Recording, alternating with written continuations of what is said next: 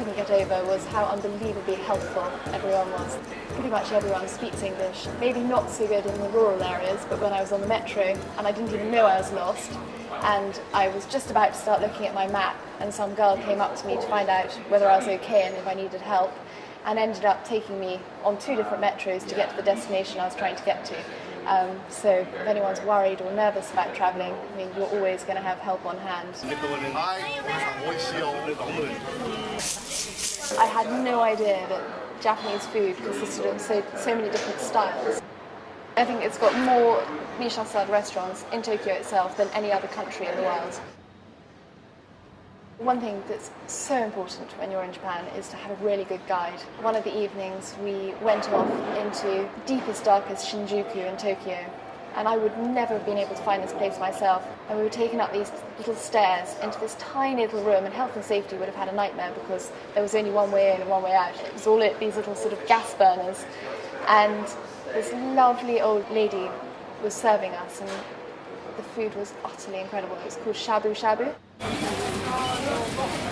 I was very fortunate when I was in Tokyo to go to the tuna fish auction. It was amazing. I mean, you arrive at 2 in the morning. After you've been there for 5-10 minutes, the queue was already formed behind you, and they're already turning people away, saying, no, sorry, we're only allowing 60 people in a day. It was just the most incredible sight, just these huge tuna fish, I mean, absolutely enormous.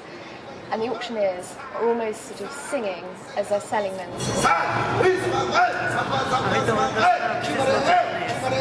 A lot of people worry that, I'm going to Japan, am I going to be able to get everything I need? What do I need to take?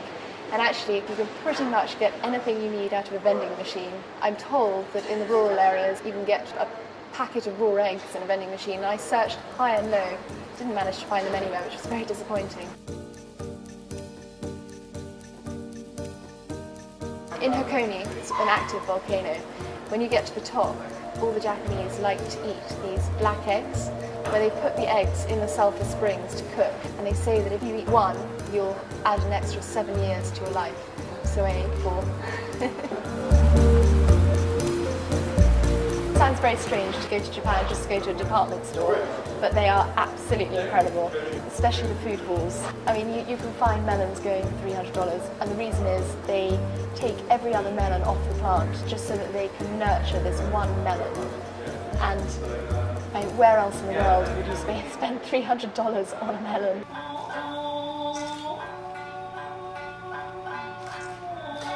People think that one of the things they are going to see when they go to Kyoto is a geisha, but actually they are pretty difficult to see because they work in the evenings, and they're amazing musicians, actresses, dancers. The makeup, the way they wear their hair, the costumes they wear is just incredible.